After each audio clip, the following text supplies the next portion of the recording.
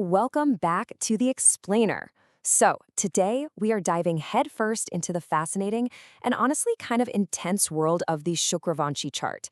Look, even if you've been studying Vedic astrology for years, this specific lineage can be a bit of a maze. But don't worry, we're going to decode exactly how these ancient planetary combinations are literally mapping out our modern lives. It's going to be a fun one. Because think about it, are we really just bumping around through random events? Or is there an actual undeniable astrological DNA pulling the strings? It's a question we all kind of feel deep down, right? Especially when we see those stubborn repeated patterns in our health, our careers, or our relationships. Well, for those carrying the Sukravanshi combinations, the blueprint of their lives is wildly and sometimes shockingly predictable. Here is how we're breaking it down today. We'll start with the origins of the Sukravanshi, then decode the actual planetary combinations. After that, we'll dive into career profiles, dig into Brigu Dosh and family dynamics, and finally wrap up with some highly practical remedies. All right, let's kick things off with Section 1, the origins of the Sukravanshi and the incredible myth of Brigu Rishi. To really grasp this chart, we have to start at the very beginning, with the mythological birth of Brigu Rishi. The story goes that he was born directly from Vagni, literally forged in fire. He was then brought up by Varun Dev and raised alongside Shar Sani. Now just imagine someone born out of literal flames. That dramatic origin story is absolutely crucial because it sets the foundation for the intense, volatile, and super passionate energy you see in people who carry this astrological chart today. Moving right along to Section 2. Let's decode these planetary combinations and look at the actual astrological DNA. Okay, the key takeaway here is that a very specific intermingling of Venus and Saturn is the main trigger. To make this super easy to visualize, imagine two incredibly powerful, totally different landlords, Venus and Saturn, and they just decide to swap the keys to each other's houses. When Venus sits in Saturn's territory, or Saturn sits in Venus's, or even if they swap nakshatras, boom, you've got that core Sukravanshi link. But wait, it gets even more specific when we bring Mercury and Mars into the mix. This is where the energy gets physical. If Mercury is badly aligned in this chart, you aren't just dealing with some vague, abstract bad luck. No, you'll see literal, physical skin and teeth issues. Or, get this, incredibly weird oddities at home, like a staircase that constantly breaks and needs to be rebuilt. I know, it sounds crazy, but it's a real pattern. And if Mars has a bad connection, echoing that mythological birth of fire we just talked about, it often shows up as a history of fire accidents, childhood eye injuries, or stubborn nerve problems in one leg. Now for Section 3, the Sukravanshi career profile. Let's talk about manifesting success. If you've got this chart, listen up, because you possess some truly incredible creative and healing qualities. You are basically hardwired for immense success in roles that require deep knowledge and creation. We're talking doctors who literally save lives, dedicated teachers, master astrologers, or builders and creators working in art and architecture. Some folks with this lineage even find profound power as practitioners of Tantra Mantra Siddhi. It's a highly capable profile. But, and this is a big but, there's an extreme duality to this lineage. It's totally Jekyll and Hyde. On one hand, you have these profound healers doing immense good in the world.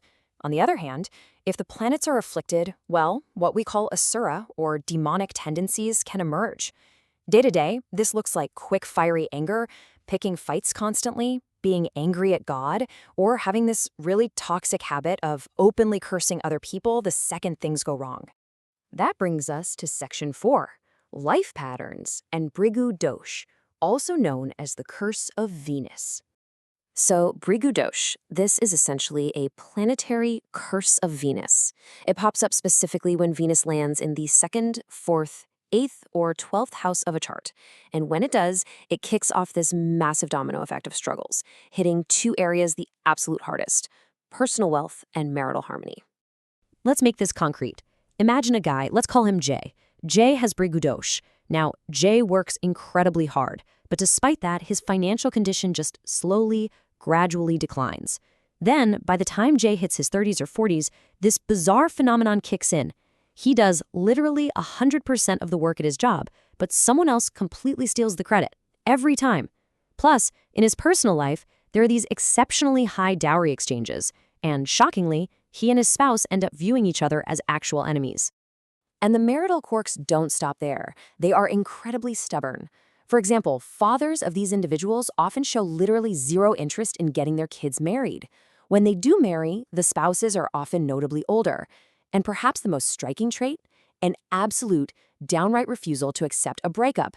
Seriously, if an engagement or marriage falls apart, the Sukravanshi person will aggressively deny it, just refusing to let go of the shattered relationship.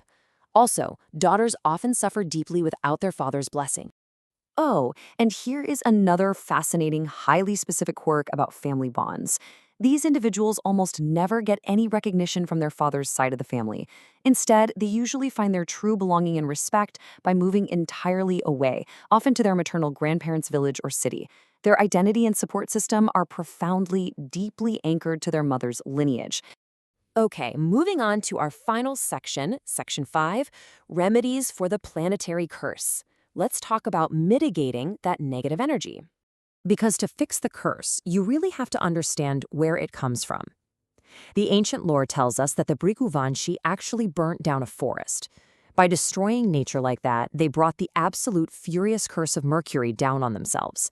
And that created a ripple effect of bad luck that translates directly into the modern-day skin issues, the family strife, and the career hurdles we've been talking about. So how do we neutralize it? You need to establish a very simple morning routine. First, go into your puja room. Make sure you keep your Brigu astrology book right there and perform your daily rituals. Spend some time actively studying astrology, but with the genuine heartfelt intent to use it to help people. But here is the absolutely most important part. To physically reverse that ancient burnt forest curse, you have to actively go out and plant as many green trees as you possibly can. Over time, it's these mindful, consistent actions that literally rebalance those afflicted planets. As we wrap up this explainer, I really want you to think about what we've covered today. Whether it's the weird broken stairs in your house, having your career credit stolen right at age 30, those strong maternal family bonds, or that fiery duality in your own nature, which part of the Sukravanshi code explains your life's greatest mystery? Could these ancient planetary alignments be the missing key you need to unlock your true potential? It's a lot to think about. Keep exploring, keep learning, and I'll catch you in the next explainer.